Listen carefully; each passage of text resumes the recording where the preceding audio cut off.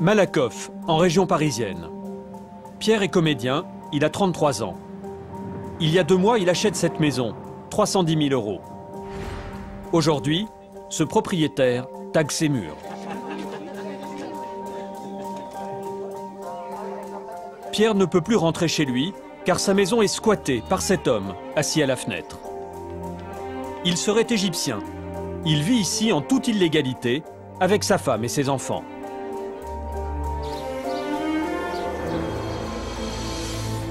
Pierre est venu avec des amis pour tenter de faire partir le squatteur. Moi je vous dis simplement, je suis propriétaire de cette maison, Je suis d'accord avec je suis à la rue, je n'ai pas d'autre choix que d'habiter ici. Je n'ai pas d'autre choix. Je suis Voilà, c'est tout ce que correct j'ai à vous avec dire. vous. Et moi je ne suis pas correct avec vous. Vous êtes dit, je suis Qu'est-ce qu'il y a d'incorrect? Moi, je n'ai pas Qu'est-ce qu'il y a voulu. d'incorrect? Je suis responsable 5 enfants, jamais voulu. Est-ce que vous êtes d'accord qu'on se parle? La situation est Je suis impossible. avec vous. Est-ce qu'on peut se parler? Je suis... Non. Mohamed refuse de quitter les lieux. Il est 21 h. Pierre organise une opération anti-squat pour alerter les voisins. Pour marquer les esprits, le propriétaire campe devant sa propre maison. Ça c'est ma tante. Voilà, donc ça c'est là où je compte habiter, donc c'est un peu le bordel. Je vais nettoyer. Non, là c'était la cuisine. Je vous ai montré la cuisine. C'est un 2 pièces, hein. C'est pas très grand. Là c'est la salle de bain. La salle d'eau. La salle d'eau, ouais. Voilà, la salle d'eau. Pierre ironise, pourtant il ne peut toujours pas rentrer chez lui. Son cauchemar a commencé il y a 2 jours. Il avait prévu des travaux dans sa maison. Quand les ouvriers arrivent, il se trouve face à Mohamed, le squatteur. On vous a raconté l'histoire déjà. Quand l'entrepreneur, il m'a dit, Monsieur Chamel, vous logez des gens? Non. Ah bah vous êtes squatté. Quoi? Ah bon? Donc, je suis rentré là par la porte là. Bonjour, je suis le propriétaire de la maison. Oui, bonjour. Je suis, j'habite ici. Ah ben, je lui ai demandé de sortir, on doit faire des travaux. Non. Vous rentrez pas chez moi. C'est chez moi ici. Ah, je me suis dit d'accord, ok. Est-ce qu'on va ailleurs? On repère. Je me suis dit c'est n'importe quoi. Et là je me suis dit oh là, je suis pas dans la merde. Et j'ai organisé aujourd'hui le contre-squat. J'ai installé ma tante qui est là. Voilà. Alors qui est ce squatteur? Comment a-t-il pu rentrer dans cette maison? Nous avons voulu le rencontrer. Entrez.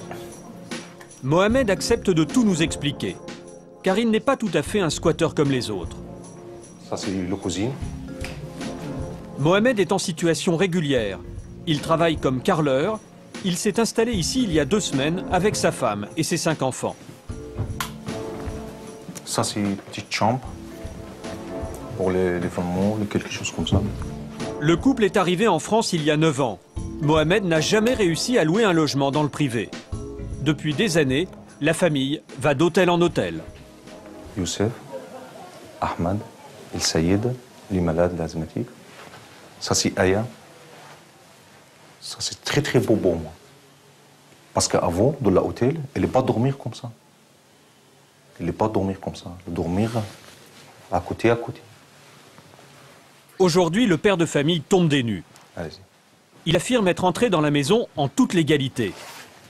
D'ailleurs, il a même un bail, un contrat de location en bonne et due forme. Le propriétaire serait un certain Eric Simba. J'ai payé 900 €. Après, le monsieur m'a dit, d'accord, monsieur Atiyah, signez ici.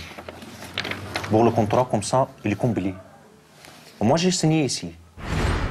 Qui est Eric Simba? Comment Mohamed s'est-il fait piéger? Le faux propriétaire serait un homme de 45 ans d'origine africaine que Mohamed rencontre un jour dans un café. Bien habillé, beau parleur, il inspire confiance. Au fil de la conversation, il se présente comme le propriétaire d'une maison. Mohamed cherche un logement. Il lui propose de la louer pour 900 € par mois. Quelques jours après, le bail est signé. Mohamed ne se doute de rien. L'homme lui donne les clés du pavillon. Ça, c'est la clé générale. La clé originale pour là-bas, ou l'ancien. Qu'un monsieur vous a donné. Oui, donner 3 la clé. C'est la même. Tac, tac. Allez-y, monsieur Atiyah. La porte est ouverte. Et pourtant, il y a bien eu effraction, comme nous le montre Pierre, le vrai propriétaire. Là, c'est l'entrée par laquelle la personne qui habite dedans entre et sort. Bah, là, il y a une marque de pied de biche. Hein. On la voit. Ça a été forcé, hein. Voilà, tout simplement. Pour rentrer dans cette maison, Mohamed a versé 2 700 € en liquide, l'équivalent de 2 mois de caution et 1 mois de loyer. Il ne reverra plus jamais le faux bailleur. Éric Simba n'existe pas. C'était il y a 2 semaines, et aujourd'hui, impossible de déloger Mohamed et sa famille. Au-dessus de 48 heures, ils deviennent domiciliés. Ils sont domiciliés dans cette maison. À partir de ce moment-là, j'ai plus le droit de rentrer. Mais ils sont domiciliés, c'est-à-dire Ben, ça veut dire qu'en gros, ils sont locataires de ce monsieur que personne ne connaît. Mais c'est vous le propriétaire. Et moi, je suis propriétaire. Mais c'est pas pareil d'être propriétaire et d'être domicilié quelque part. C'est pas mon domicile ici. 23 heures. Contre toute attente, Mohamed sort. Il vient voir Pierre pour tenter de trouver une solution. Votre problème, il est petit. Mon problème, il est gros. Il n'est pas réglé avec un jour. Mon problème, il est petit. Non, votre problème, il est petit. Mon ouais. problème, il est gros. Ouais, il n'est pas réglé avec un jour, 2 jours. Je suis d'accord avec vous, parce que moi, régler votre problème. Notre problème, il n'est pas petit, là. On se retrouve à la Non, rue mais il dans dit, un voilà, mois. vous, c'est pas Et, petit. Moi, c'est petit. Moi, je veux bah bien non, sortir il est de la pas- maison. Sortez, parce que nous, on est en train de rembourser un emprunt pour la maison. Voilà, Et on ne peut pas payer. Non, mais nous, on ne va pas dans la comparaison. Excusez-moi, des- Bordeaux Ouais. ce des soir. problèmes. Bordeaux ce soir. Et vous, tu dormes tranquille. Non, on Est-ce dort que- à la rue dans un Non, mois non, aussi. excusez-moi. Non, non, Donc, c'est pas très tranquille, en C'est- fait. Au bout d'une demi-heure, la situation s'apaise. Mohamed accepte de partir à une condition, que le couple l'aide à obtenir un logement. une fois. Et vous, avec moi, j'entre là. Une fois, c'est pas 2 fois. Une fois, c'est tout. Après, je sors. Si demain matin, la mairie, elle est ouverte, elle est ouverte, la mairie, demain matin. Demain samedi. Demain samedi. Demain matin, elle est ouverte. Si on va à la mairie ensemble D'accord. et qu'on discute pour essayer de vous trouver une solution de logement D'accord. social sur la ville de Malakoff, D'accord. j'ai pris des contacts qui D'accord. peuvent permettre d'accélérer et de D'accord. vous trouver rapidement un logement. D'accord. Vous quittez la maison. D'accord. On essaye d'aller à 10h à la mairie demain. D'accord. Ensemble, ok? À 10h, devant la Les mairie. 2 hommes trouvent enfin un arrangement. Le lendemain matin, sur la place de la mairie.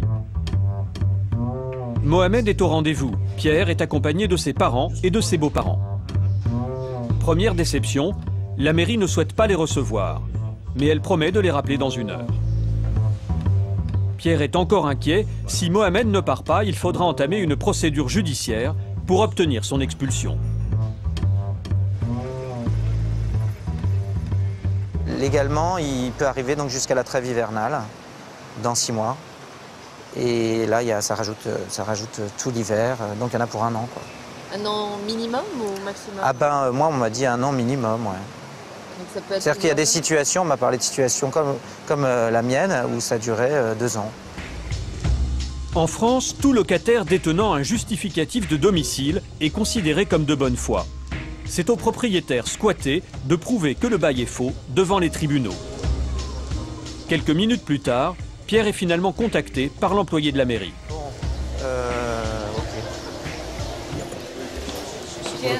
Mohamed, j'ai eu Madame Lefebvre au téléphone. Ils vont te proposer une solution de logement. Je ne sais pas si c'est logement temporaire, etc. Si tu quittes la maison, tu ne seras pas à la rue. Oui. Voilà, ça c'est sûr. Oui, oui, ça c'est sûr. Ça c'est sûr. C'est très bon pour moi. Voilà. Je vais dormir bien. Donc profite. Moi, je souhaite que tu trouves un logement rapidement, que tout s'arrange pour tout le monde. Moi, c'est ce dont j'ai envie. Oui, oui. Voilà. D'accord. Retour à la maison. Mohamed tient parole. Il s'est engagé à libérer les lieux avant midi. Il déménage ses affaires sur le trottoir, sans garantie de relogement. Car Mohamed et sa famille ne savent toujours pas où ils dormiront ce soir. Le père de famille espérait rester dans cette maison pendant des années. Aujourd'hui, il doit tout déménager. Même cette machine à laver toute neuve qu'il venait d'acheter. Ça, c'est la première fois que j'ai acheté une machine à laver après 9 années dans la France. Parce que toujours dans l'hôtel. Pierre, le propriétaire, est soulagé. Il fait venir son entrepreneur tout de suite. Les ouvriers vont commencer à travailler. Il tient absolument à occuper les lieux et sécuriser la maison. Par contre, ça, il faut enlever. Ça et ça. C'est 2 clous. Parce que ça, c'est avec ça qu'ils ont condamné les Véros. Ouais. Hein? Vous avez pris un peu possession de votre propriété? Pas encore tout à fait. Parce qu'il y a encore il y a la télé, il y a encore un bébé qui est là. Ça fait un peu bizarre quand même? Je suis pas à l'aise. Ce propriétaire a eu beaucoup de chance. Il est rarissime qu'un squatteur accepte de libérer les lieux aussi rapidement. Pour Mohamed, le rêve d'offrir une maison à ses enfants vient de s'envoler. C'est pas malade. Tout comme les 2700 € de caution qu'il a laissés à un certain Eric Simba.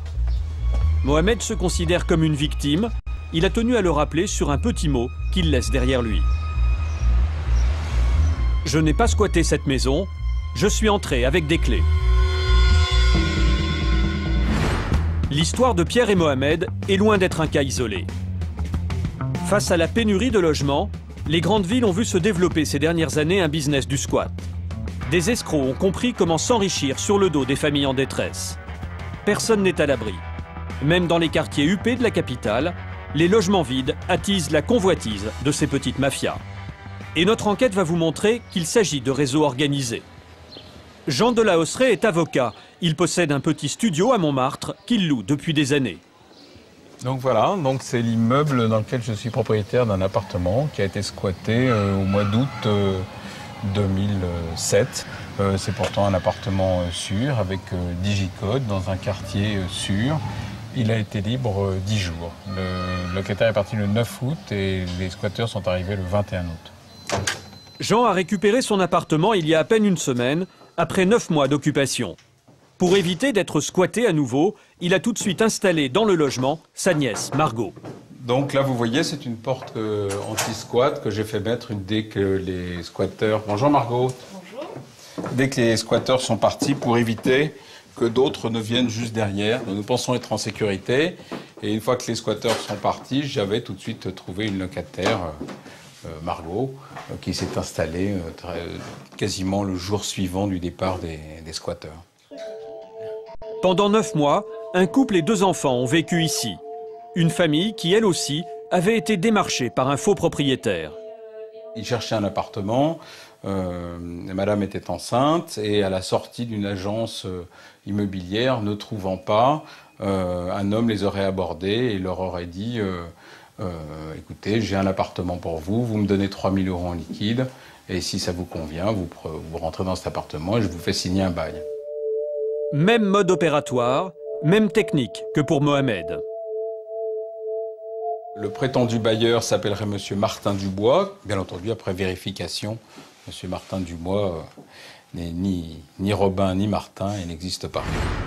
Mais le plus étrange, c'est l'adresse donnée par ce faux propriétaire. 15 rue Jean Jaurès. C'est la même rue qui figure sur le faux bail de Mohamed. Eric Simba disait vivre au 22 rue Jean Jaurès. 2 adresses qui n'existent pas. À Paris, il y a bien une avenue, mais pas de rue Jean Jaurès. Simple coïncidence, difficile à croire. Il s'agirait du même réseau. Armand Boucris est avocat spécialisé dans l'immobilier. Des affaires comme celle-ci, il en reçoit une dizaine par semaine. C'est un faux bail, en tout cas c'est un vrai faux bail, dans la mesure où le nom du bailleur est faux, mais le nom du locataire, lui, est totalement vrai. Quand vous donnez en location un logement, le locataire ne vous demande pas de justifier de votre titre de propriété. Tout le monde peut se faire passer pour propriétaire. En effet, rien de plus facile que de se procurer un contrat de location, pour quelques euros dans une librairie. Encore mieux, le télécharger sur Internet. La combine idéale pour les escrocs de l'immobilier. La police n'arrive pas à mettre la main dessus, puisque c'est le bouche à oreille, c'est rarement une annonce dans un journal qui fait que les mises en location se font. Donc tout va très vite. Dès qu'un logement est libéré, quelqu'un entre dans les lieux, donc fait sauter la serrure, on installe la famille et tout arrive concomitamment. En moins de 2 heures, tout est bouclé. Mais comment trouver ces appartements vides? Il suffit de taper squat sur Internet. Et là, des dizaines de modes d'emploi. On y apprend comment repérer un logement vide, à ses volets fermés, sa boîte aux lettres pleine, son jardin en friche. On y apprend aussi comment se maintenir légalement dans les lieux. Il suffit d'un contrat EDF, véritable justificatif de domicile. Impossible alors pour la police de vous déloger. Et pour ouvrir une ligne EDF, un simple coup de fil suffit. Démonstration. Alors, ce qu'il nous faut, c'est l'adresse précise où vous emménagez, votre relevé d'identité bancaire ou postale. D'accord, donc vous n'avez pas besoin de ma carte d'identité? Ah non, pas du tout. Non, du tout. On fait tout par téléphone. Contrat de location, quelque chose, non? Non. On prend tout, on fait tout par téléphone. Une facilité déconcertante. En un coup de fil, vous êtes domicilié où vous voulez, en toute légalité. Retour à Malakoff. La femme de Mohamed finit de vider la maison. Elle ne sait toujours pas où sa famille dormira ce soir. Pierre, le propriétaire, est parti au travail. Ses parents prennent le relais pour aider la famille. Mohamed revient de la mairie. Le beau-père de Pierre l'a accompagné. Les deux hommes sont effondrés. Au lieu de lui proposer un logement, les services sociaux renvoient Mohamed vers le 115, le numéro d'urgence pour les SDF. Pas aller au 115. Non. Mohamed, c'est la seule solution. On nous a dit, on a téléphoné à beaucoup d'organisations. Oui, non, le 115. Le 115 avec Moulama. Le 115, ça c'est très simple. N'importe personne, entre aujourd'hui de la France, elle parle avec 115. Le 115, maintenant, ça ne marche pas avec moi. Parce que ça fait 9 années, je suis dans l'hôtel, sans cuisine, sans machine à laver, sans tout. Je dormir avec une place, moi, les enfants dormir avec notre place. C'est ça le meurtrier 115. Il n'y a pas une chambre avec le 115, avec pour une famille 7 personnes. Tout le monde s'attendait à une proposition sérieuse. Pour les voisins et pour la famille, c'est la consternation. J'avais espoir qu'il fasse quelque chose, vraiment. J'y croyais en tout cas. Je crois que j'étais pas la seule, on y croyait.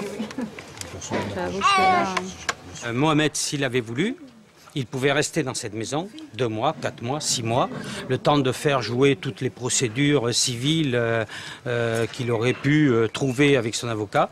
Il a été d'une honnêteté absolument exemplaire. Je pense qu'il n'y a pas beaucoup de gens qui auraient été capables de prendre la décision qu'il a prise.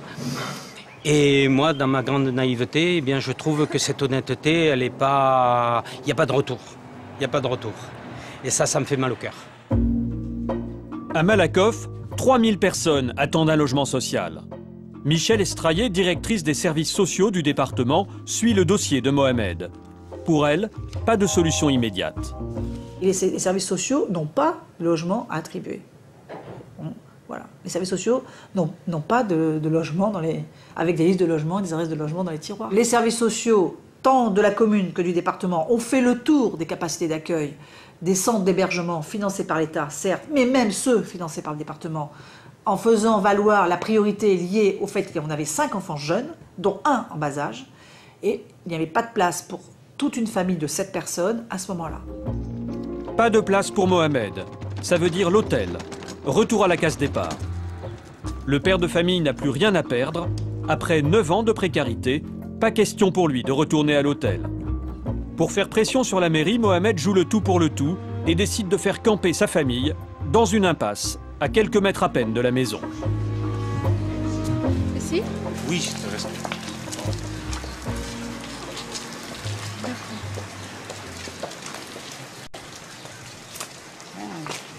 Pas à lui faire entendre, c'est là qu'il veut rester, il veut acheter une tente, il veut venir planter la tente là. Il ne veut plus aller à l'hôtel du tout.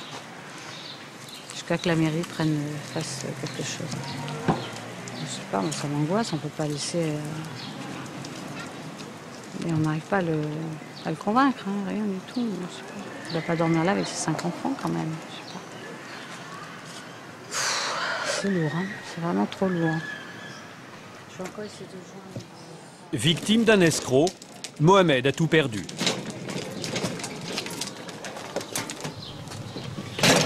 Normalement, je demande des excuses de monsieur Sam. Juste tout de suite. Éric Simba, le faux bailleur, a disparu dans la nature. Mohamed, sa femme et ses 5 enfants devront dormir dehors ce soir. Moi, j'avais le local pour manger. Je ne veux pas rester ici. Pourquoi? C'est bon? On peut dormir ici. Vous voulez dormir ici? C'est déjà. T'inquiète pas. On va dormir ici? Oui. Ouais. Oui. Finalement, les enfants ne dormiront pas dans la rue. Ils seront hébergés par une voisine. Seul Mohamed restera dehors. Quant à sa demande de logement social à Malakoff, 10 ans d'attente pour obtenir un HLM. Logements sociaux saturés, loyers trop chers. En France, le marché du squat est en pleine expansion. Plus de 5000 logements seraient occupés illégalement rien qu'en Île-de-France. Alors qui se cache derrière ce nouveau business? Seine-Saint-Denis, banlieue nord de Paris. Un de nos journalistes se fait passer pour un père de famille en recherche de logement. Nous l'équipons d'une caméra cachée. Au pied d'une tour, un groupe de jeunes d'une trentaine d'années joue au foot. Nous décidons de leur demander s'ils connaissent des squats. Cherche un squat, on va ouvrir. 1000 euros là. 1000 euros cash, t'as un squat. T'as 1000 euros cash, t'as un squat. Personne n'est surpris. Visiblement, ici, tout le monde connaît la combine. Dis-moi, tu cherches quoi exactement? Viens en avant, ça viens en avant, ça. Ça va, un truc tranquille, ouais. Combien? F3, F4 Si c'est déjà F2, c'est déjà pas mal, ou F3, c'est déjà pas mal. Ici, il y a que des... chez une pointue, c'est 2 chambres. Ouais. Il y en a que c'est 3. Il y en a c'est 2. Tu sais comment faut gérer pour pas qu'on vienne te casser les couilles, quoi. Si tu payes l'électricité, personne ne peut mettre dehors. T'as un truc, tu vois. Pourquoi tu prends un contrat de bail là, pour toi, au tabac, pour faire... ça, c'est le blahni, ça, tu vois. Pourquoi t'as rencontré quelqu'un, il t'a dit j'ai un appartement, boum, tout ça, boum, tu montres le contrat de bail. Les gens qui sont restés, c'est les gens qui payaient un truc. Si tu payes le DF, tu montres comme quoi tu payes le DF, c'est bon. Notre contact connaît bien les rouages de la loi. Il n'en est pas à son premier squat. Le soir, je t'en ouvre il n'y a pas de souci pour ça. Je t'en ouvre c'est vite fait, tu vois. Ici, tous les gens, la plupart des gens qui habitent ici sont tous rentrés en mode squat. Tu vois, mets-toi juste ça dans la tête. Le rendez-vous est pris. Le lendemain matin, retour dans la cité. Notre contact n'est pas là, mais 2 jeunes nous abordent. Ils savent pourquoi nous sommes là. Ça va? Ils nous proposent d'ouvrir un squat tout de suite pour 300 €. Nous les suivons. Les hommes ont déjà repéré l'appartement. Ils ont tout prévu. Même la pioche pour forcer la porte. Ils traversent la cité en plein jour, l'outil à la main. Une scène qui n'étonne absolument personne. Ouais, tranquille. Ça va? Nous les suivons. L'appartement, un 3 pièces, se trouve au 4e étage. Les 2 hommes se mettent au travail.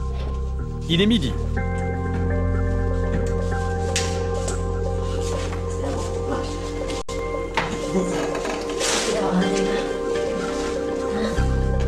Dans le jargon, on les appelle les ouvreurs de porte. Les voisins sont là. Du monde passe dans la cage d'escalier.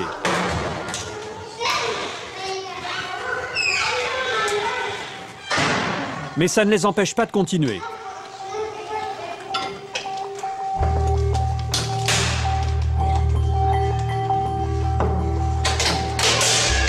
Au bout d'une vingtaine de minutes d'effort, la porte cède.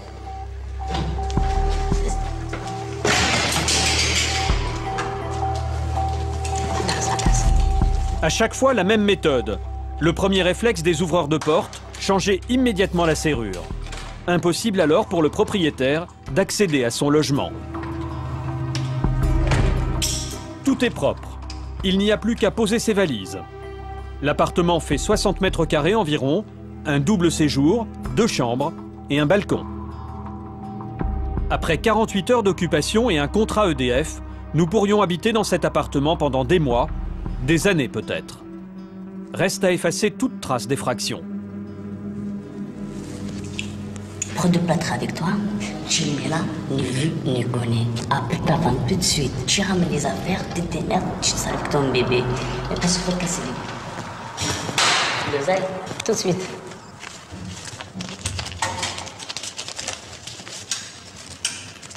Pour avoir ouvert cette porte, nous leur donnons 300 €.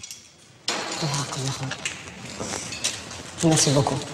Merci à toi. C'est bon? C'est bon. C'est bon? À partir de là, On se connaît plus. Pas de problème. C'est les flics qui viennent, les voisins, on se connaît plus. D'accord. Moi, je le conseille, tout de suite les enfants, sera là. Avant de partir, nous réinstallons le verrou pour remettre l'appartement dans son état d'origine. 40% de ces squats de logements sociaux résultent d'un trafic organisé. Devant ce phénomène, les offices HLM ont renforcé la sécurité de leurs appartements. Aubervilliers. Thomas Costa, chef de service de l'OPHLM. C'est lui qui gère les 5000 appartements sociaux de la ville. Son travail, s'assurer que chaque appartement reste bien protégé. Donc ici, on est à la maladrerie, donc un grand ensemble sur Aubervilliers qui compte près de 800 logements. Donc vous êtes dans un des secteurs les plus sympas, où il fait bon vivre. Et pourtant, depuis quelques années, ce quartier est la proie des squatteurs. Ici, sur 800 appartements, près de 40 sont squattés. Alors face à cette nouvelle mafia, l'OPHLM a lancé une véritable guerre anti-squat. Ce F5 vient juste d'être libéré. Il va rester vide 1 mois avant d'être reloué. 1 mois pendant lesquels des squatteurs peuvent venir à tout moment. Pas de temps à perdre. Pour le protéger, ce logement, on met ce que l'on appelle des panneaux blindés sur tout ce qui est baies, fenêtres, etc. Donc c'est ce genre de protection qui évite effectivement la pénétration de l'extérieur. Donc là, il y en a quelques-uns de posés. Les petites fenêtres ne sont pas oubliées, c'est un accès, malgré tout. Voilà, donc tout est fermé, voilà. Et là, ça, c'est quoi? Là, vous vous donnez sur un petit balcon. Pareil, il est accessible par l'extérieur, donc c'est une zone à risque. Donc il faut protéger. Chaque fenêtre est démontée, remplacée par un panneau d'acier inviolable, même celle qui donne sur le vide. Vous avez une baie qui paraît inaccessible, puisqu'on est quand même au 3e étage. Donc voilà, mais malgré tout, il peut arriver qu'ils y accèdent. C'est déjà arrivé, où on n'avait pas protégé ces fenêtres-là. Et par donc le rampant, ils ont réussi à rentrer et ont démonté après tous les systèmes de protection, etc. Malgré toutes ces protections, Thomas reste vigilant, car les squatteurs n'ont peur de rien, même pas d'une porte blindée.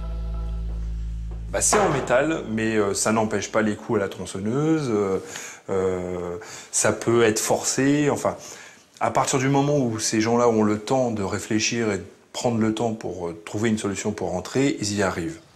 Alors, pour renforcer la sécurité, l'office HLM a embauché des vigiles, comme cet homme. Il s'appelle Karim. Il commence sa ronde. Karim veut rester discret. Nous ne filmerons pas son visage. Il est 7 h samedi matin. Karim va passer devant tous les appartements vides de la cité. Comme à chaque fois, dans sa main, un document ultra secret. C'est la liste des logements vides d'Aubervilliers. Alors ça, c'est très confidentiel. Parce que si jamais elle va dans les mains d'une autre personne, vous imaginez ce qui peut arriver. Donc on fait super attention à ça. On va passer par là. Sa mission, passer toutes les 2 heures devant une 50aine d'appartements vides. Il inspecte les portes, une à une. Au niveau du courant, là je sais que j'ai pas de courant. Si jamais je reviens 2-3 heures après, je sonne, il y a du courant. C'est pas normal.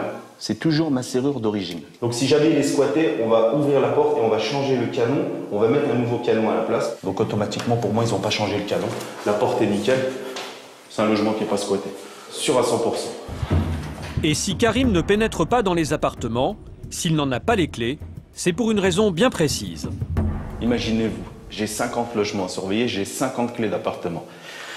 Je vais me balader en pleine nuit avec 50 logements libres dans mes poches. Si j'ai le malheur de me faire braquer en pleine nuit, on me prend mon trousseau de clés, on me prend les clés de tous les logements. Mais en un week-end, ils peuvent me faire un festival sur Aubervilliers. Tout ce que je peux vous dire, c'est que moi, les clés des logements libres, ils sont très très bien protégés. C'est à l'intérieur des coffres forts. Ah ouais, on peut pas y accéder à ces clés-là. L'année dernière, l'office HLM a été cambriolé. Des centaines de clés d'appartements ont été volées. Depuis, toutes les serrures ont été changées. Quant au coffre-fort, il est aujourd'hui dans un endroit tenu secret. Karim et ses collègues sont de service toutes les nuits. Et ils ne tiennent pas du tout à croiser le chemin des ouvreurs de portes. Tant mieux qu'on sache pas qui c'est, tant mieux qu'on sache pas Qu'on n'en sache pas plus. Nous, notre mission à nous, c'est de passer toutes les 2 heures, toutes les 3 heures dans nos logements. Si jamais il est squatté, bah, ça sera signalé. On fera notre travail jusqu'au bout. C'est tout. Mais le reste, on ne va pas plus loin. Porte blindée, vigile, ces mesures anti-squat coûtent chaque année la somme colossale de 700 000 € à l'office HLM. Et en plus, chaque appartement squatté prive une famille qui a fait une demande officielle de logement social. Comme Mohamed, qui après un mois passé dans la rue attend toujours un toit. Aujourd'hui, après des semaines de combat, il renonce à un chez lui. Il finit par accepter la solution provisoire que lui offrent les services sociaux, quelques semaines à l'hôtel. Maintenant, de l'hôtel. À Malakoff. Là, à Malakoff, le centre social. Avant-hier, 9h matin jusqu'à 8h ce soir, pour gagner une semaine de l'hôtel. Après 10 années, je suis là de la France. Mohamed va installer sa famille. Impossible pour nous de filmer. Il veut rester discret vis-à-vis du gérant de l'hôtel. Nous lui confions donc une petite caméra pour découvrir son logement provisoire.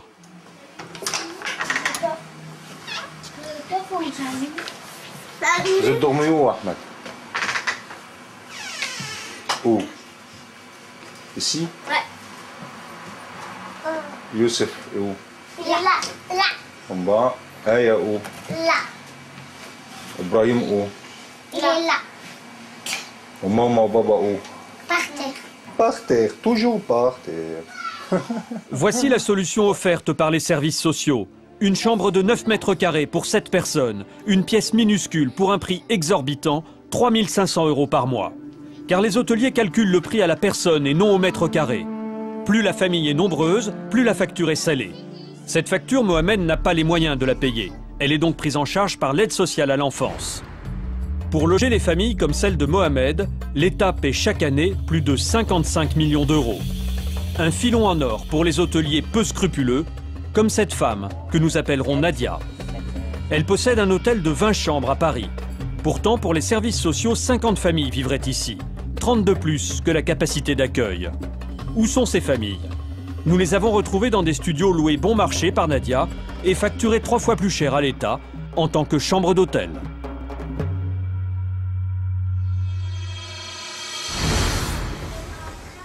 Ahmed, 44 ans, est l'une des victimes de ce système.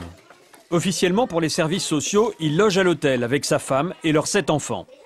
Mais dans les faits, ils vivent à 9 dans cet appartement de 30 mètres carrés. Tous les jours, à l'heure du repas, c'est le même casse-tête. Je déplace tous les cartables des enfants et tout pour sortir la table.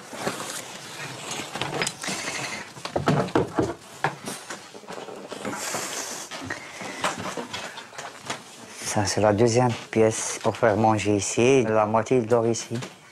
D'accord. Normalement, c'est ça. Il a dit, normalement, c'est le salon. Ahmed est français d'origine algérienne. Il est au chômage. Alors la famille est totalement prise en charge par les services sociaux qui versent environ 4 000 € pour leur hébergement, comme l'attestent ses factures. Chaque mois, il paye 4 115 ou 185. C'est 31 jours. 4 185 €. Une somme énorme qui correspond au prix de 3 chambres d'hôtel pour un mois. Le problème, c'est que Ahmed et sa famille n'ont jamais passé une seule nuit à l'hôtel. Ce sont de fausses factures émises par la gérante. Et vous avez déjà dormi à l'hôtel? Non, jamais. Comme tous les 28 de chaque mois, Ahmed se rend au bureau de l'aide sociale à l'enfance. Il va chercher l'argent censé payer des chambres d'hôtel. Nous l'équipons d'une caméra cachée.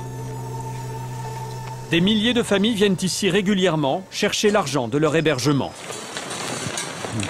C'est donc 3 735. Ouais.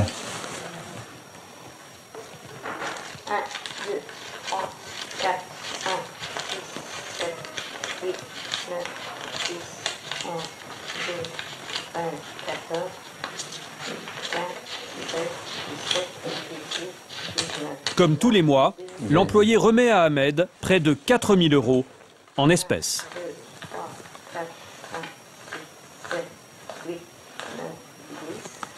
1, 2, 3, 4, 5, 7, 30, 5. Merci madame. Et au revoir et bonne journée. Mais Ahmed ne gardera pas cet argent très longtemps. À peine sorti de l'aide sociale à l'enfance, il appelle sa logeuse, la gérante de l'hôtel. Aujourd'hui, à peu près, ça, un quart d'heure. 15h30. D'accord. 15h30, le rendez-vous est pris. Ahmed l'attend au café, toujours le même. Une demi-heure plus tard, voilà Nadia, la gérante. C'est elle qui fait croire au service de l'État qu'elle loge Ahmed et sa famille dans son hôtel, alors qu'elle les a installés dans un petit 2 pièces, à quelques centaines d'euros par mois. Alors, là, c'est combien? Comme un moelle. Nadia vérifie tout de suite le contenu de l'enveloppe. 23. Et 700. C'est ma moelle. Attends. Elle établit aussitôt la fausse facture d'hôtel, qui lui permettra d'encaisser la même somme le mois prochain.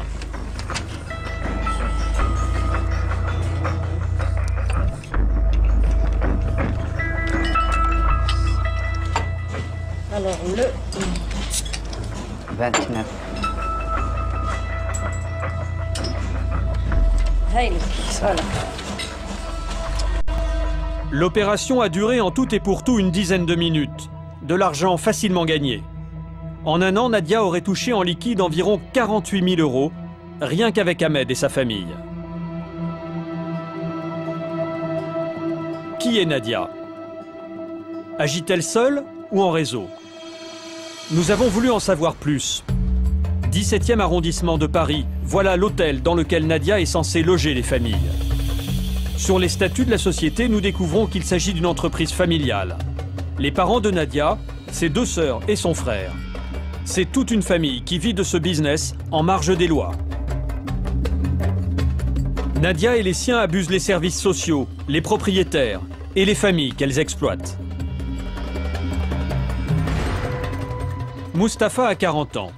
Lui aussi est logé par Nadia dans un appartement qu'elle lui a présenté comme appartenant à une résidence hôtelière. D'après la gérante d'hôtel, elle nous a dit que c'est une résidence hôtelière. Elle a un appartement au 3e étage dans la cour B qui fait partie de son hôtel. Pourtant ici, rien à voir avec un hôtel. Un immeuble lambda, des boîtes aux lettres de particuliers. Voilà ma boîte aux lettres, c'est M. Mustapha Rayel Miloud et ma femme Boussada Fatia.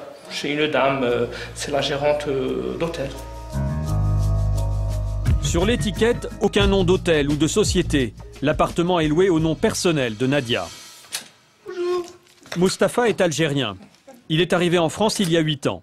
En situation régulière, il travaille comme intérimaire. C'est dans ce petit 2 pièces qu'il vit avec sa femme et ses 3 enfants. Un appartement d'à peine 20 mètres carrés.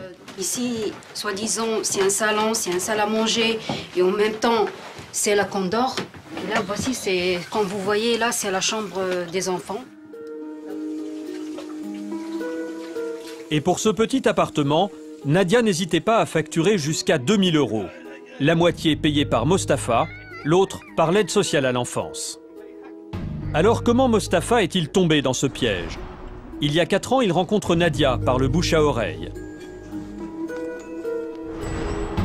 Elle possède un hôtel, mais semble disposer également de nombreux logements à louer dans la capitale. Le rêve pour ces familles sans abri.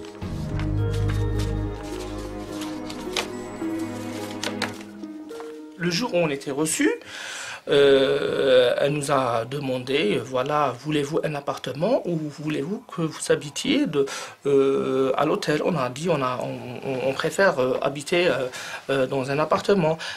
Donc, elle a dit quel appartement, est-ce qu'au 3e, 2e, quel arrondissement, 10, 12, donc elle avait les appartements un peu partout. Nous, on ne cherchait pas à comprendre s'il s'agit d'une agence immobilière. On a fait notre propre enquête.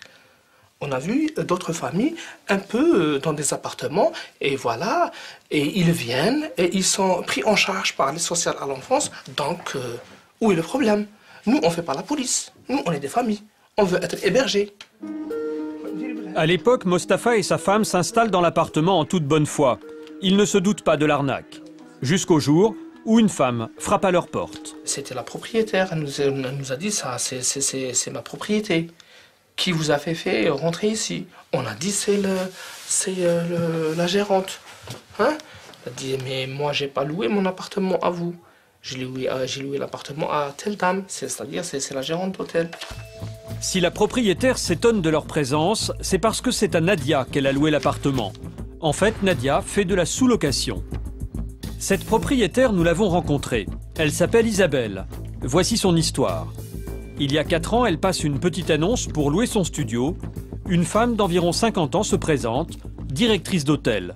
Bien sous tout rapport, c'est Nadia. Seule, sans enfant, réellement pour un studio, c'est la locataire rêvée. Aucun souci, on était payé rubis sur l'ongle tous les premiers du mois, jamais par chèque personnel, toujours par mandat cash ou par chèque de banque. Donc vraiment le premier du mois sans aucun retard. Isabelle lui loue l'appartement pour 655 € par mois. Elle ignore que Nadia va le sous-louer 3 fois plus cher à une famille de 5 personnes. C'est ce qu'elle déclarait à la CAF. D'après elle, une résidence annexe de son hôtel. 38 mètres carrés alors que l'appartement faisait 20 mètres carrés. Meublé alors qu'il ne l'était pas. Et montant mensuel du loyer, 1 950 € alors qu'il était de 655 sur son contrat. En plus, s'agit-il d'un hébergement en sous-location? Non. Un bénéfice net de 1 300 € directement dans la poche de Nadia. Lorsqu'elle découvre le poteau rose, Isabelle entame une procédure d'expulsion contre sa locataire officielle. Et là, ses ennuis commencent.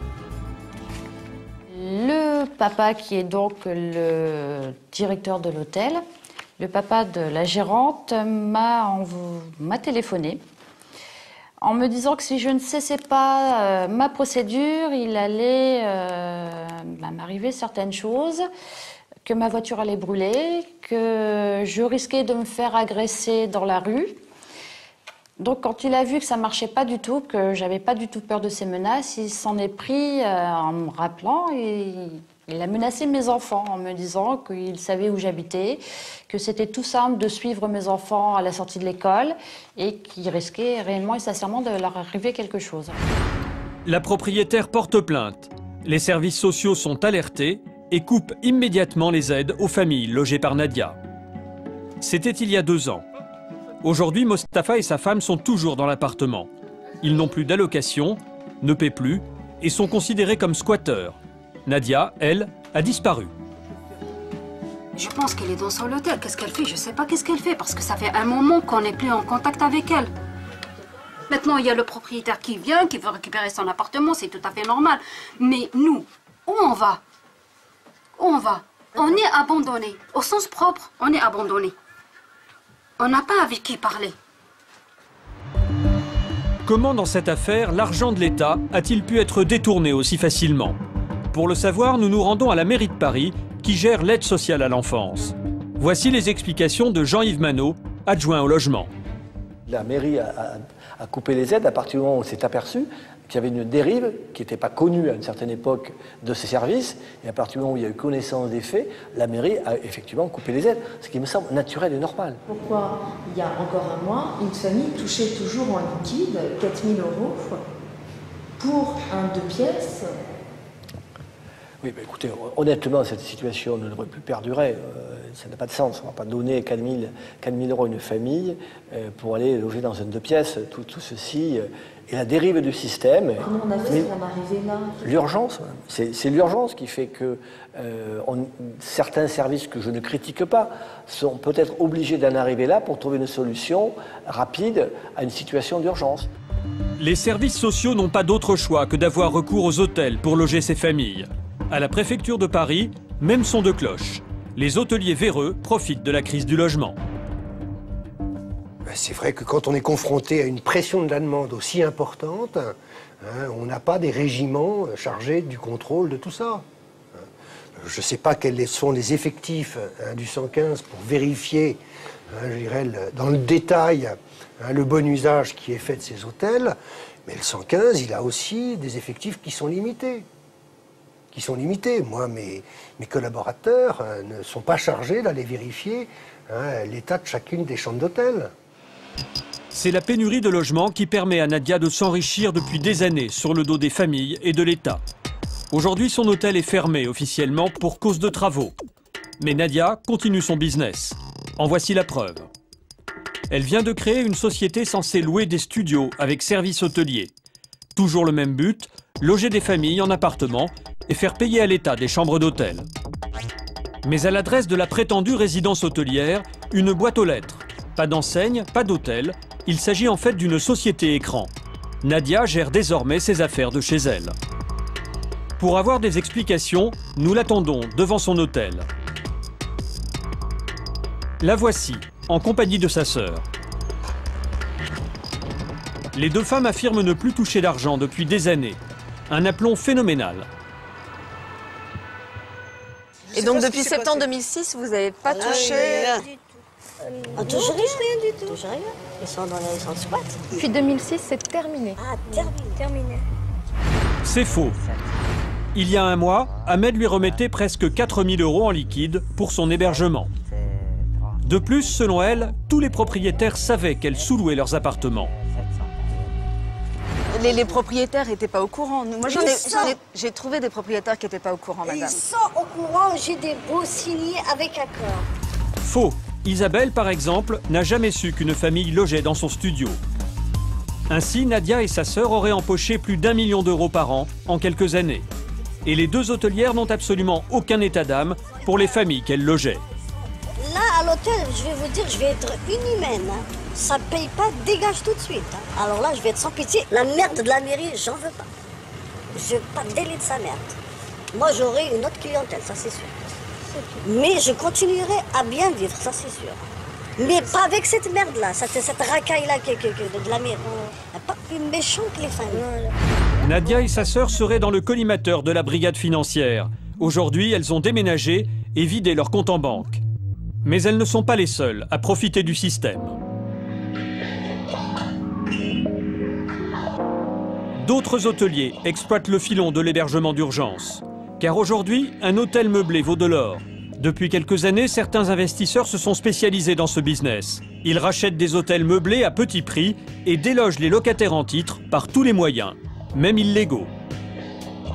Nous sommes à Belleville, un quartier populaire de Paris.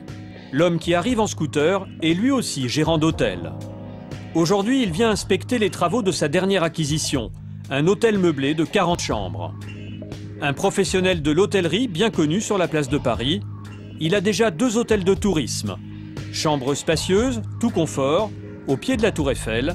Ici, les clients sont traités comme des rois pour 135 € la nuit. Mais à Belleville, l'homme aurait un projet plus lucratif encore. Rénover cet hôtel meublé pour augmenter les prix. Reste à se débarrasser des locataires. Vous allez voir qu'il utilise des méthodes plutôt expéditives. Nassera a 45 ans, elle habite cet hôtel depuis 10 ans. Et ces derniers mois, ses conditions de vie sont devenues difficiles. Là, je suis en train de remplir de l'eau pour l'emmener chez moi, parce que j'ai plus d'eau. Donc je fais le sac. Nassera se bat contre l'hôtelier depuis des mois. L'hiver dernier, il a coupé l'eau et le chauffage pour la faire partir. C'est ma réserve. Hein. Je me lave avec et puis je fais le parterre et tout avec. Hein. Et le chauffage, il n'y a plus, je l'ai plus. Enfin moi, ça fait longtemps que j'ai plus ça. Hein. 6 mois que Nassera vit dans ces conditions. Pourtant, elle paie un loyer mensuel de 380 €. Ici, par exemple, une famille prise en charge par l'État rapporterait 10 fois plus aux propriétaires. Il y a encore quelques semaines, des retraités, des travailleurs célibataires vivaient là depuis des années. Pour les faire partir, le propriétaire a su trouver des arguments. C'est des gens qui ont moins 14 ans, 15 ans. Hein. Et puis, ils ont accepté l'enveloppe de 1 500 €. Ils sont partis ailleurs. Impossible pour le propriétaire d'expulser ses locataires. Alors il leur propose 1 500 € à chacun pour partir. Et pour ceux qui n'acceptent pas, c'est la force. Comme pour Smaïn. En son absence, le propriétaire fait vider sa chambre, tout simplement. Le lit est là, soit ici, soit une armoire qui est là, puis la télé est là, le frigo est là. Et tout ça, il l'a pris. Tout à la poubelle. Tout à Mais la ça, c'est tout vos à la affaires. poubelle. c'est vos Oui, affaires. oui, c'est mes affaires. Je les ai tous achetés et je paye ma chambre en plus. Vous payez combien? Je paye 260 € par mois. Comme, depuis j'habite ici dans cette chambre depuis 1994. Officiellement, c'est une violation de domicile. Tout ce que cet homme possède, documents, vêtements, souvenirs, à la poubelle. Et ce n'est pas tout. Nacera tient absolument à nous montrer la chambre d'un retraité, au rez-de-chaussée. Voilà, sa chambre, elle est là, sans lit. Voilà les murs. Hein. Voilà. Une pièce de quelques mètres carrés, des murs rongés par l'humidité, des vitres cassées, des sanitaires inutilisables. C'est ici que vit cet homme de 71 ans.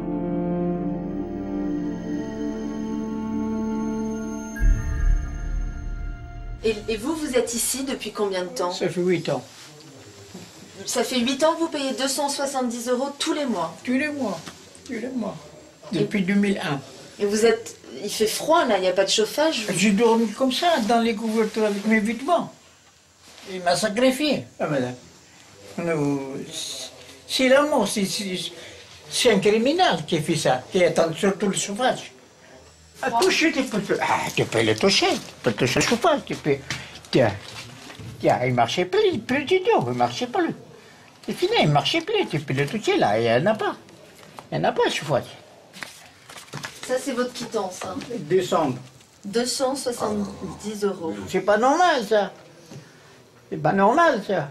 La loi des plus forts, la loi des riches. Le nouveau propriétaire vient d'augmenter le loyer à 580 €. Illégal. Mais il sait qu'avec 800 € de retraite, ce vieil homme ne pourra pas payer. Un autre moyen de faire pression sur les locataires. En 6 mois, les 2 tiers sont partis. Reste une dizaine d'irréductibles et ils ont décidé de se battre contre leur propriétaire. Ce matin, rendez-vous devant le tribunal du 20e arrondissement de Paris. Ils attendent leur avocat. Les locataires ont réussi à obtenir un jugement en référé. Une procédure d'urgence accordée dans des cas exceptionnels. On ne demande qu'une horloge. C'est ça. On ne va pas rester comme ça dans cet hôtel comme ça. Hein. Soit un relogement, soit une indemnisation. Voilà, ça c'est valable. Pas une indemnisation de pacotille, là, des petites enveloppes surprises, là, non? Le propriétaire, lui, est déjà là. Il attend l'audience, confiant. Selon lui, ce sont les rénovations qu'il réalise dans l'hôtel qui l'obligent à couper l'eau et le chauffage. Mais en cas de travaux de cette ampleur, le gérant doit reloger ses locataires. Et c'est ce que va demander Grégory Viandier, leur avocat. Il appartiendra au propriétaire du fonds de commerce de l'hôtel de se trouver des logements de remplacement de façon provisoire. C'est son problème. Et ça, il le savait au moment où il a acheté cet hôtel au mois d'août 2007. L'audience commence. Les locataires sont déterminés. Et c'est rarissime, car dans la plupart des cas, les occupants quittent les lieux sans se défendre. 1 heure plus tard, réaction du propriétaire. Il y a eu environ une trentaine de locataires avant l'acquisition. La plupart sont partis, moyennant bien sûr une indemnité, tout à fait de relogement. Et voilà, maintenant je peux pas, moi, je vois pas ce que je peux faire de plus. Mais les coupures de chauffage... Il n'y avait pas de coupure. Non, ils n'ont pas de chauffage aujourd'hui. Ah, si. Le chauffage est tiède, c'est une chaudière qui date... Tiède glaçant. Ouais. Tiède glacé. Tiède glacé. Bon, je vais y aller là peut-être. Ils n'ont pas de chauffage du tout. Ils ont. Bah, ils vivent en tout cas sans chauffage. Il y a le chauffage. Un mois d'hiver, Non, il y a le chauffage. Il y a le chauffage. Vous voulez en faire quoi? Un hôtel meublé aussi ou autre chose? Ah non, oui, c'est un hôtel meublé. Je peux faire autre chose. Ouais. La réponse est claire. Ce propriétaire sait bien qu'aujourd'hui, un hôtel meublé peut valoir de l'or. Une semaine plus tard, retour à Belleville. Le jugement vient de tomber et les locataires ont le sourire. Eh ben, ça y est, c'est bon, on a gagné. Voilà. Obligation pour le propriétaire de les reloger à ses frais, sinon il devra payer 50 € d'astreinte par personne et par jour. Une décision inespérée. Mon Dieu, mon Dieu. Alors, qu'est-ce qu'on a gagné exactement? Eh ben, tu as gagné. Il va te reloger, puis tu ne payes pas le loyer, il va te reloger. On va sortir de là. Il va nous reloger. De toute façon, on aurait été obligé. Ça y est, ce que tu as dit là, ça y est. Là, je respire, je deviens notre homme. J'ai une fierté, quand je sors, j'ai une fierté et tout. Moi, je suis très contente, franchement. Et puis, voilà, on a gagné. Et la justice a été faite. C'était il y a un an. Le propriétaire a relogé seulement 3 locataires sur les 11. Nacera et ses amis sont toujours à l'hôtel. Il leur doit plus de 100 000 € pour ne pas avoir exécuté la décision. Un département a décidé de mettre fin à ces abus. Nous sommes en Seine-Saint-Denis. Ici, 160 000 demandeurs attendent un logement. Un immeuble sur 10 est insalubre. Alors ici, tout se loue. Taudis, caves et même garages sont transformés en habitations en toute illégalité. Pour lutter contre ce marché de la misère, une cellule spécialisée de la gendarmerie a été créée il y a un an. Une première en France. Nicolas et Audrey sont gendarmes. Leur mission, traquer les marchands de sommeil. Leurs armes, un appareil photo et une lampe torche. Aujourd'hui, ils se rendent dans un hôtel meublé. Ils sont en civil pour ne pas alerter le gérant. Car pour l'instant, ce sont les locataires qui les intéressent. Si monsieur, madame. Bonjour, c'est la gendarmerie du 93, cellule habitat indigne. Vous êtes monsieur? Oui, c'est bien. Ils vont tous être entendus. Ces 2 bâtiments sont frappés de 2 arrêtés d'insalubrité. Ils devraient être vides. Pourtant, une trentaine de locataires vivent encore ici et paient un loyer. Le parquet de Bobigny poursuit le gérant. Les gendarmes doivent établir des constats dans chaque appartement. Bon, madame. Bonjour. Au rez-de-chaussée, Chantal, une mère célibataire, vit ici avec ses 4 enfants depuis 8 ans. Tais-toi, tais-toi. Donc alors, qu'est-ce qui ne va pas ici? C'est surtout dans quoi on vit. Bah, regardez déjà l'état des murs. Regardez. Vous pouvez pas Système électrique, les interrupteurs un peu cassés quand même. Ici, donc, c'est la seule pièce donc, on peut que vous dormir, occupez, dans laquelle vous dormez, vous vivez permanence. et autres. Tout à fait, ouais. Là, elle fait 3 mètres, ça je m'en souviens. 4 enfants de 16, 15, 8 et 5 ans dorment avec leur mère dans cette pièce insalubre de 7 mètres carrés. Ma fille et le tout petit qui dorment en haut, j'ai le moyen, et puis j'installe une épaisseur exprès pour qu'on s'allonge par terre, nous tous, hein, autrement on peut pas. Hein. D'accord. En sachant qu'en plus, vous ne disposez pas de chauffage dans cette pièce. Ouais, tout à fait. Pas de chauffage, rien. Comment ça se fait que vous n'avez plus de chauffage? On n'en a jamais eu ici. Jamais. Jamais. Avec la plaque chauffante qu'on fait à manger, ça réchauffe la pièce, et puis qu'on est nombreux dans la pièce, c'est chaud. Chantal a bien tenté de se loger ailleurs. Elle en est à sa 8e demande de logement social. Sans succès. Pourtant, j'ai par mois 1300 quand même. On vit avec 1300, on y arrive. Hein. C'est ça le problème que je comprends pas. Visiblement, cette famille n'est pas considérée comme prioritaire. Pourtant, depuis des années, les enfants grandissent sans eau, sans chauffage. Et pour ces conditions de logement, le propriétaire risque gros. S'il y a hébergement dans des conditions indignes à l'égard de personnes vulnérables, dont un mineur, donc là, comment dire, au niveau de cette infraction, déjà, on arrive à une peine maximale de 10 ans d'emprisonnement, peine maximale, évidemment. Hein. Ensuite, il y a aussi le non-respect donc, de ces arrêtés préfectoraux. Une 3e infraction devrait être prise aussi, c'est le fait que le propriétaire ait perçu des loyers alors qu'il n'avait plus le droit, toujours à cause de ces 2 arrêtés préfectoraux. En Seine-Saint-Denis, 30 000 logements insalubres. Depuis un an, le parquet poursuit une centaine de propriétaires pour ces infractions. Gendarmerie de Bobigny. Chantal est auditionnée. Les gendarmes listent les abus dont elle est victime. Difficile à croire, mais le propriétaire l'a fait payer pour utiliser la douche commune. Mais pour vous laver autrement? Eh bien, pour la salle de bain, il faut payer. Pour me laver? 4 €. Qui a fixé le prix de 4 €? Ah bah c'est lui, hein, lui-même. Toujours monsieur... Ah oui, c'est le chef. 20 € à chaque fois, tous les jours. Ça fait 28 € pour une personne en une semaine. Ah ouais, ça fait cher quand même. C'est un de moyens. On va récapituler. Donc réseau électrique dangereux et vétuste. bricolé. Hein. Présence de cafards, présence de rongeurs comme des rats. Hein. Quand il pleure, mon petit garçon, pour le calmer, je lui fais ça, parce que c'est son tic. Pour dormir, il fait ça, il fait ça, il fait ça pour s'endormir.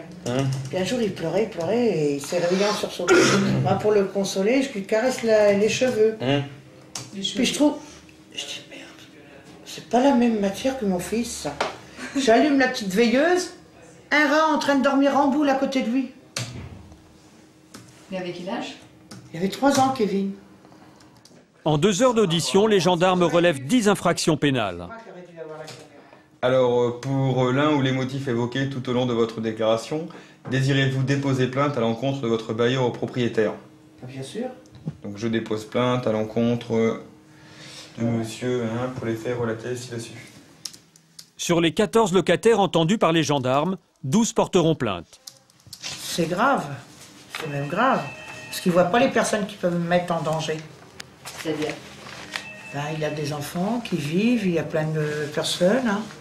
Ils peuvent les mettre en cas d'incendie, en cas de...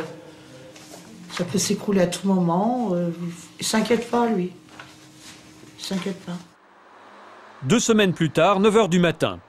Voici le gérant de ces logements. Les gendarmes l'ont convoqué sans lui donner de motif. Il ne sait pas encore qu'il va être placé en garde à vue. Donc on vous place en garde à vue à compter d'aujourd'hui, donc 9h35, on est le 19 juin 2008, d'accord? Pour différentes infractions qui vous sont reprochées, auquel cas, de toute façon, vous allez pouvoir vous expliquer donc, au fil de la garde à vue, d'accord? Alors les infractions sont mise en danger d'autrui, soumission de plusieurs personnes vulnérables, dont au moins un mineur, à des conditions d'hébergement indignes. Non, ça... Pour l'instant, monsieur, c'est ce qui vous est reproché. Maintenant, vous allez pouvoir vous expliquer. Très bien? Vous expliquerez donc pendant la garde à vue. Très bien. Pour cet homme qui n'a aucun antécédent judiciaire, c'est le choc. Je savais pas pour ça, pour une garde à vue. Hein. J'ai rien prévenu, ni ma femme, ni... J'ai rien fait. J'ai ramené des trucs du café, c'est tout. Ça fait 11 mois que les gens ne me payent pas. J'ai jamais enlevé de l'eau à quelqu'un, j'ai jamais enlevé de l'électricité à quelqu'un. Vous allez vous expliquer. Hein? C'est pas... Je ne peux pas accepter ces choses-là, monsieur. Vous allez vous expliquer, d'accord? Après 48 heures de garde à vue, le gérant reconnaît 7 chefs d'inculpation, dont l'hébergement dans des conditions indignes. Il est déféré au parquet en comparution immédiate. François Molin est procureur à Bobigny. C'est le magistrat à l'origine de cette croisade contre les marchands de sommeil. Le fait de louer un appartement ou des appartements dans un immeuble qui ne correspond pas aux prescriptions de sécurité peut être constitutif d'une mise en danger. Si un incendie se déclare compte tenu de cette mise en danger et aboutit à la mort de personnes qui résidaient, ben, on est quand même face à une peine encourue pour le propriétaire et donc responsable de la situation qui peut aller jusqu'à 10 ans de prison. D'accord, bah j'arrive. Merci. Pour le parquet et les gendarmes, ces propriétaires sans scrupules sont de véritables délinquants. Et justement, aujourd'hui, les gendarmes ont convoqué un marchand de biens déjà connu des services de police. C'est leur plus gros dossier. 80 SCI, 300 appartements. Ce professionnel de l'immobilier toucherait plus de 8 millions d'euros par an en loyer. Donc, comme je vous l'ai dit, vous êtes ici pour vous expliquer donc, concernant une situation administrative et sociale. Les gendarmes le soupçonnent de louer des logements insalubres. Il est immédiatement mis en garde à vue. Alors, sur la directive du parquet, je vous ai expliqué, on va procéder à une mesure de garde à vue. D'accord, vous en doutiez de toute façon. Hein?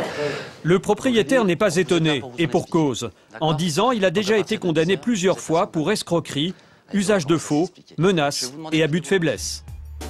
Si les gendarmes l'ont convoqué, c'est parce qu'il y a un mois, ils ont visité une cave que ce propriétaire louerait à des clandestins. C'est dans le sous-sol de cet immeuble que vivent une dizaine d'hommes en situation irrégulière.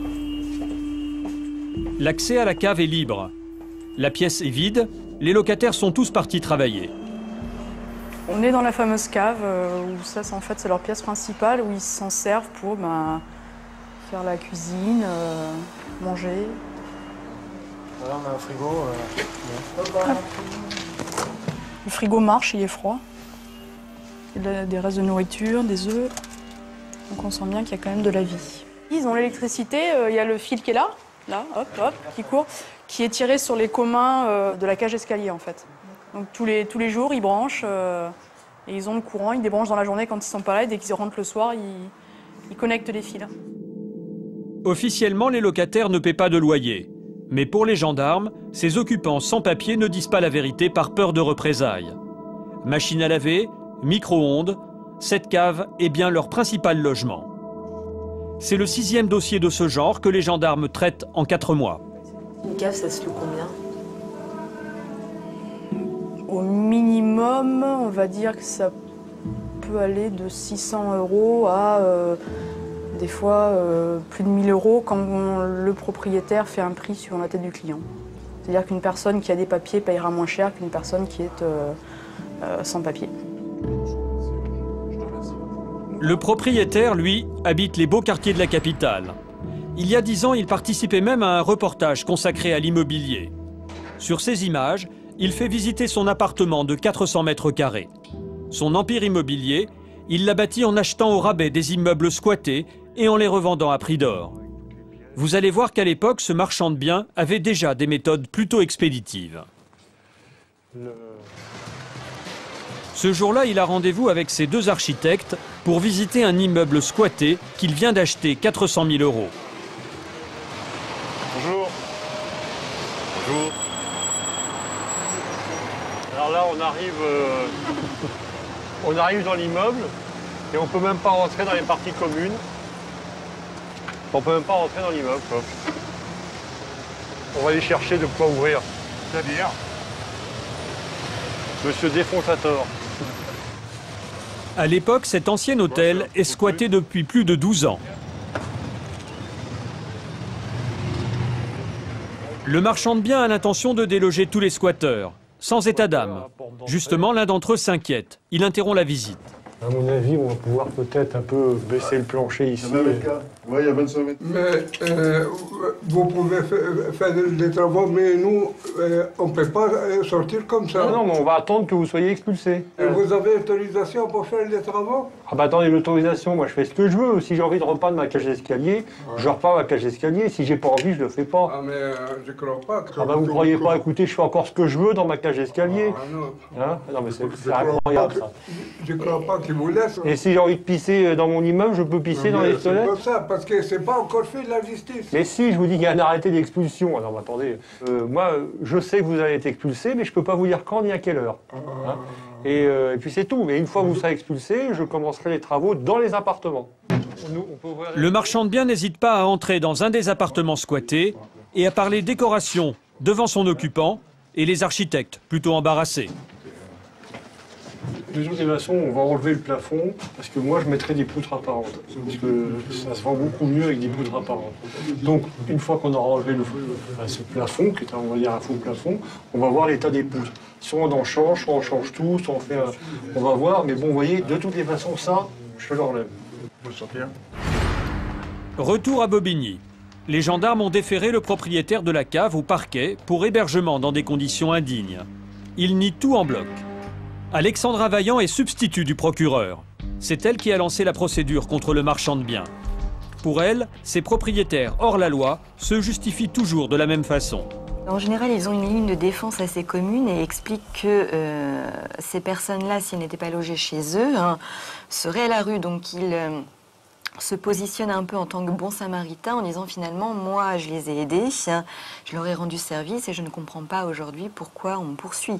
Alors que bon, cette défense, quand on sait le nombre de loyers perçus, est-ce que ça peut rapporter? Parce que c'est quasiment un métier à temps plein de percevoir, de gérer, même si c'est une gestion désastreuse et pénalement répréhensible, c'est quasiment un métier à temps plein et ça leur apporte beaucoup d'argent. De l'argent. Dans quelques minutes, Alexandra Vaillant va requérir de la prison ferme contre le marchand de biens. C'est aujourd'hui qu'il doit être jugé. L'homme a été placé en détention provisoire depuis sa garde à vue il y a 3 semaines. Le motif? Éviter toute pression sur les locataires. Il attend dans le box des accusés. Pour son avocat, le dossier est vide. Son client n'est pas un marchand de sommeil. J'ai dans mon dossier des photographies, c'est pas ce qu'on peut appeler, si vous voulez, un taudis, si vous voulez. Moi, j'ai vu des immeubles dans Paris qui étaient encore moins bien entretenus que ceux-là. Mais je crois que c'est surtout les caves, en fait. C'est surtout... Oui, mais les caves, encore une fois, c'est pas lui qui a... Mais quel intérêt il peut avoir? Il y a des gens, il y a des squatters. Ah non, pas du tout. Ah ouais, non, mais là, oui, mais attendez, ça c'est une accusation qui repose sur rien. Il n'y a rien dans le dossier, mais rien du tout, qui démontre qu'il ait touché le moins d'argent. Ils se sont introduits dans l'immeuble, ils ont fait des branchements sauvages, des branchements électriques. C'est quand même pas mon client qui est responsable des faits et gestes de ces personnes. Vous avez des gens qui dorment dans la rue, c'est pas très agréable. Ils peuvent considérer que c'est plus agréable de vivre dans une cave dans la rue. Que le propriétaire touche ou non de l'argent est secondaire. Le simple fait d'héberger des clandestins dans une cave constitue une infraction pénale. Et pour cette infraction, le marchand de biens est condamné à 15 mois de prison, dont 5 mois ferme, et 20 000 € d'amende. Une peine qui vient sanctionner les nombreux abus de ce professionnel de l'immobilier. Mais le drame, c'est que ce marché de la misère est tellement juteux qu'aujourd'hui, tout le monde s'y met. Même les petits propriétaires, au-dessus de tout soupçon. Cette maison appartient à un orthodontiste à la retraite. Il ne vit plus ici, mais il loue le sous-sol à une famille de Camerounais. Bah ça, donc, cette grille d'aération, ça c'est la fenêtre de la chambre. Et par cette fenêtre, comment dire, donc, certaines personnes donc, pissaient. Donc l'urine traversait la grille d'aération et est tombée donc, dans la chambre où dorment un couple et un enfant âgé de 4 ans. Les gendarmes ont déjà entendu le propriétaire il y a quelques semaines. Ce matin, ils reviennent voir les locataires. Bonjour, venez de moi. Le propriétaire a coupé l'électricité pour faire partir la famille. Les gendarmes viennent constater les faits. Je viens, comment dire, suite au coup de téléphone que vous nous avez laissé l'autre jour. Ah oui. Quand dire suite au fait que le propriétaire apparemment ait coupé l'électricité. Oui. C'est toujours le cas? Oui. Vous pouvez me montrer? Oui. Et après, je vous indiquerai la marche à suivre. Oui, on a essayé ici. On a bricolé comme ça. Ouais, en attendant une solution de relogement. Oui. Un local semi-enterré de 17 mètres carrés, humide, sans salle d'eau. Hauteur sous plafond 1,80 m. Seule ouverture, cette grille d'aération.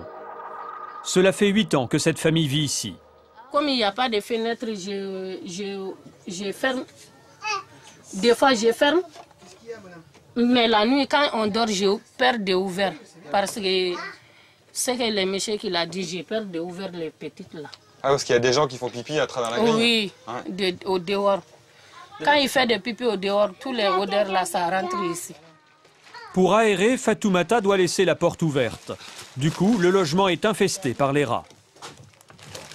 C'est les rats qui mangent ici. Même mon habit là, il la mange. C'est mon pantalon, j'achète pour mettre. Et votre petite fille, elle a quel âge? Elle a 5 ans. Elle est née ici. Le mari de Fatoumata est camionneur. Il gagne 1 600 € par mois. Quand ils sont arrivés ici, le sous-sol était déjà transformé en habitation.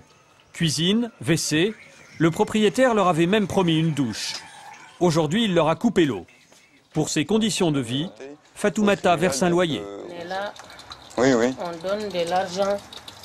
Ouais, vous nous avez dit que vous payez un loyer, je sais plus, de 300 ou 330 € par mois. Ouais. Et le propriétaire, lui, disait qu'il ne percevait pas du tout de loyer, mais que c'était simplement pour rendre service aux occupants. Il ne veut pas qu'on dise qu'on paye des loyers. De toute façon, la plupart des propriétaires dans ce type d'affaires perçoivent à chaque fois les loyers en espèces. Ce qui permet évidemment donc de ne pas laisser de traces. Il a fallu une visite des services d'hygiène de la ville pour qu'une plainte soit déposée et que les gendarmes soient saisis. Tribunal de Bobigny, 1 mois plus tard. Leur propriétaire doit être jugé en correctionnel. Fatoumata et son mari sont venus pour assister à l'audience, tout comme les inspecteurs des services d'hygiène qui ont dénoncé les faits. Maintenant, ce que Fatoumata et son mari veulent avant tout, c'est un logement. On est traîné jusqu'à maintenant, depuis 2001 jusqu'à maintenant. On a cherché partout, on n'a pas trouvé. L'agence qui dit qu'on ne peut pas trouver comme ça si on ne gagne pas beaucoup d'argent. Et par rapport au propriétaire, vous espérez quoi, là? On n'espère pas du malheur. On veut un jugement correct, net, c'est tout.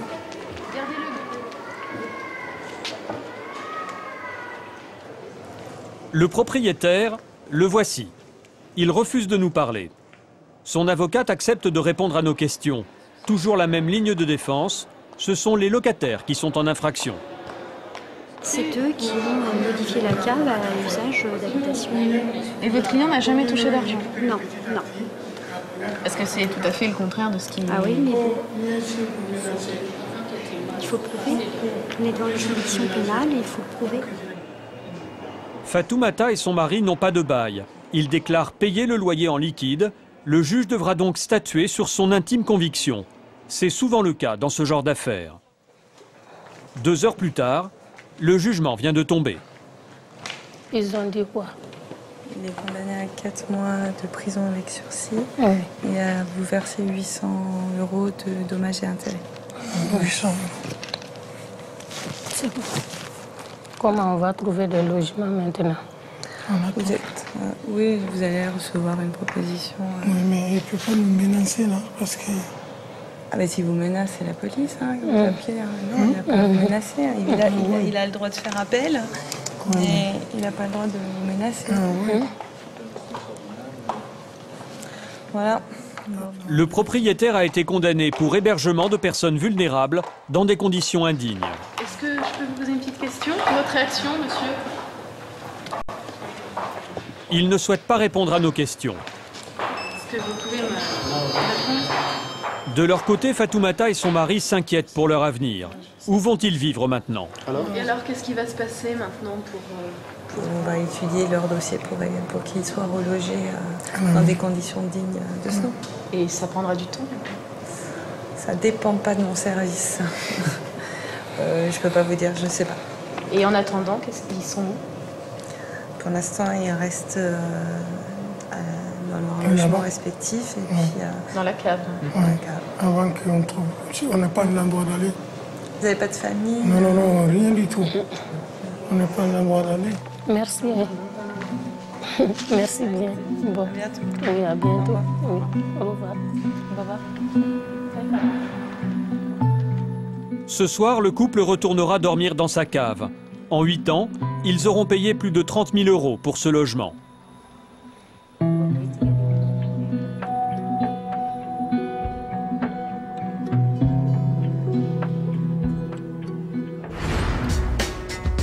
Mais la crise immobilière ne touche pas que les grandes villes. Partout en France, des familles en difficulté cherchent des solutions pour se loger.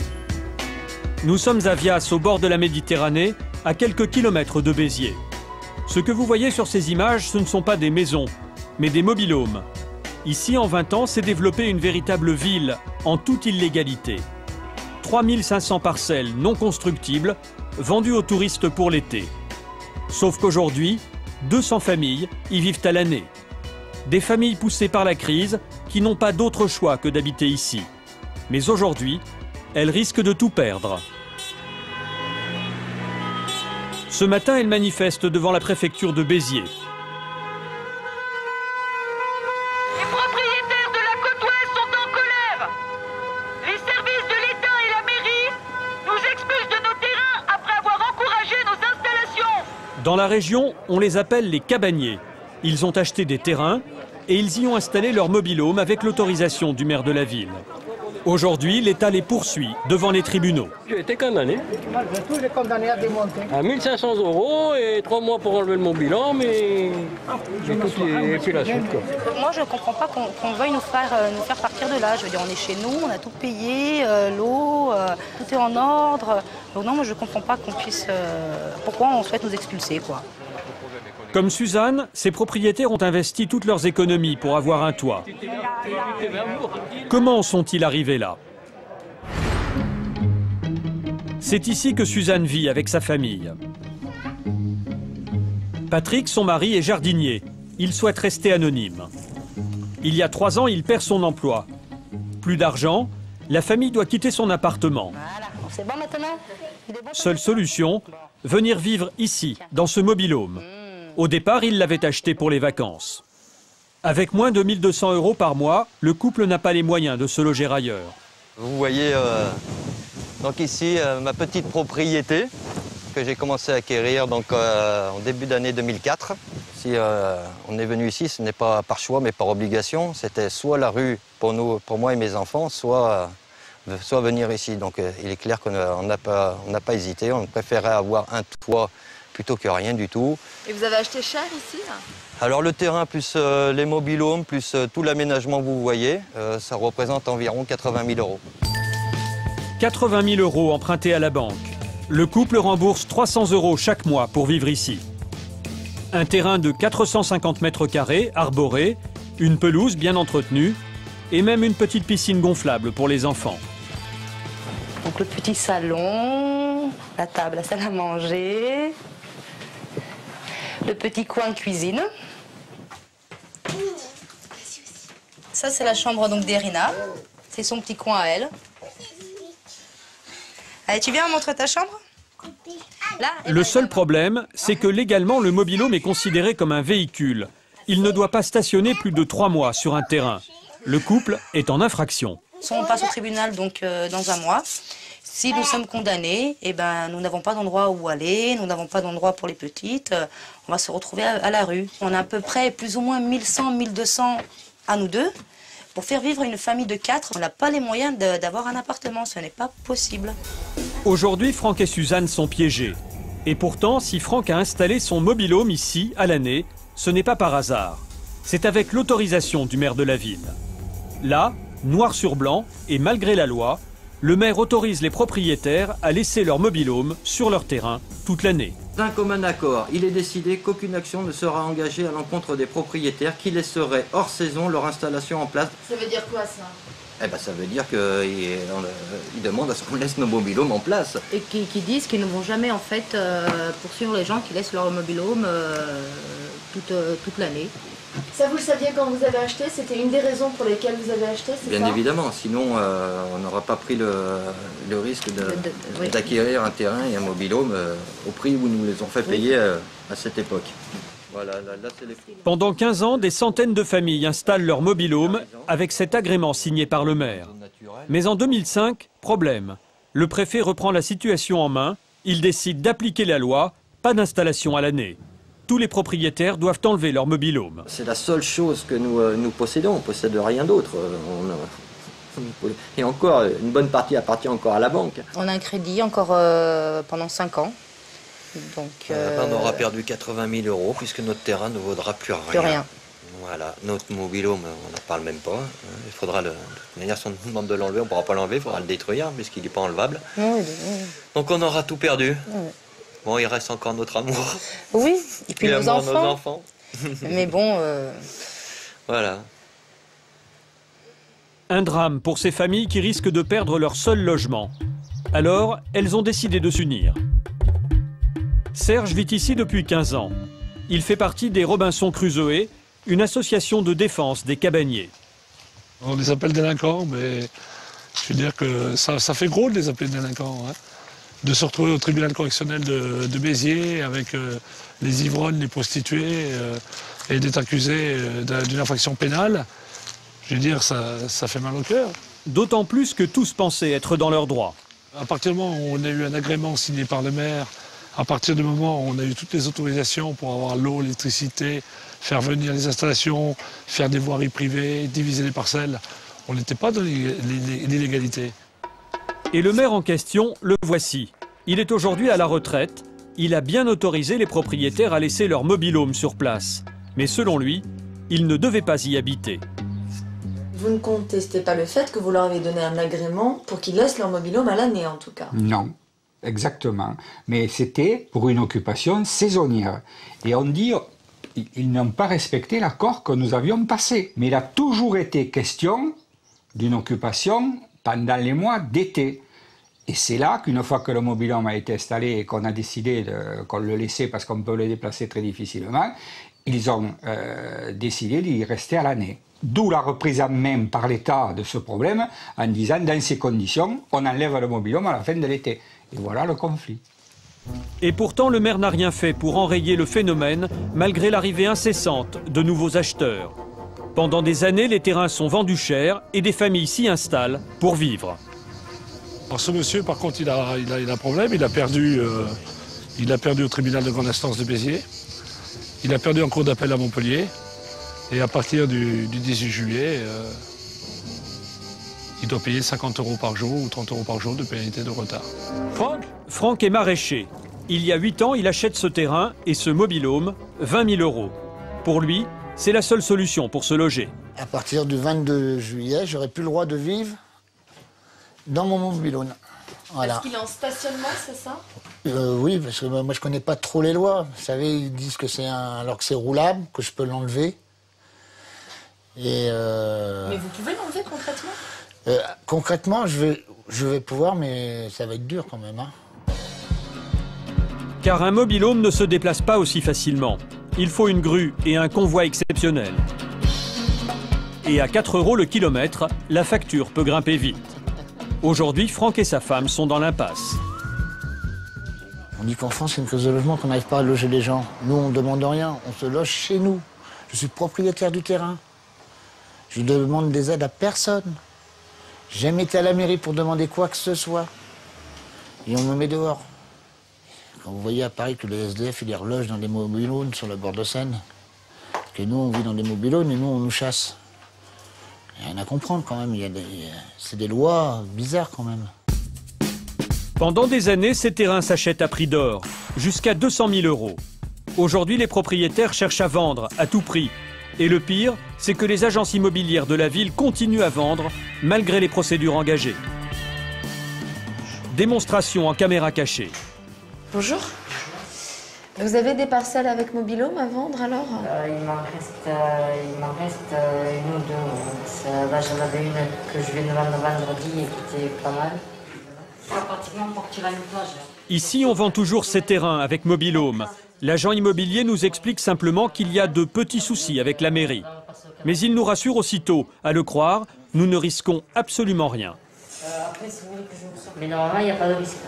Quand je dis normalement, disons qu'il y a 99%, vous ne soyez pas embêtés. Moi, je continue à le vendre et il y en a qui me le jettent. 99% de chances que tout se passe bien. Pourtant, un propriétaire sur 4 se retrouve au tribunal et ce n'est que le début. L'agent nous propose une parcelle de 400 mètres carrés avec mobil-home, eau, électricité, le tout pour 64 000 €. Et un autre, 53 000 €. Selon l'agence, les propriétaires sont en règle. 64 000 €.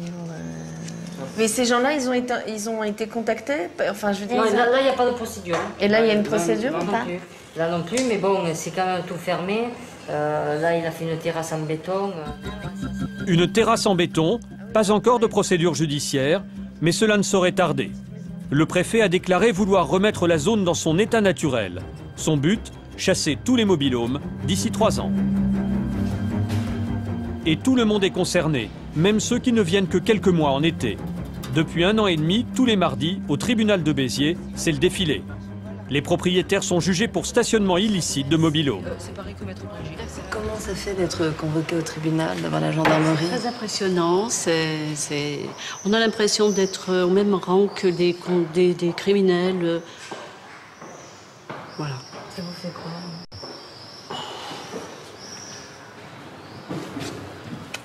Ouais, c'est pas facile.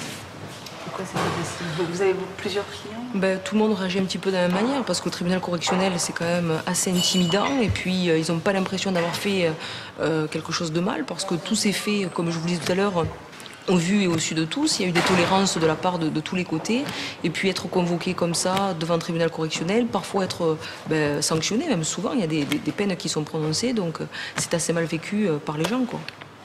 Vous êtes soucieuse, madame, pour l'avenir? Oui. Si ça n'était qu'à moi, je le revendrais. C'est pour mes enfants. C'est-à-dire? Mais ils y tiennent beaucoup. Mais bon, on a beaucoup investi, on a vraiment tout mis dans ce terrain. Moi, si demain je devais le vendre, j'aurais plus rien. Ce matin, ils sont 15 à attendre d'être jugés. Et pour eux, c'est l'incompréhension. Il y aurait des convois exceptionnels pour mettre les mobil-homes et des convois exceptionnels pour les sortir.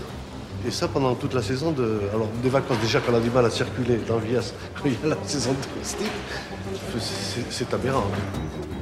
Depuis 1 an, devant le nombre de poursuites, le tribunal de Béziers consacre une matinée entière toutes les semaines à ce dossier.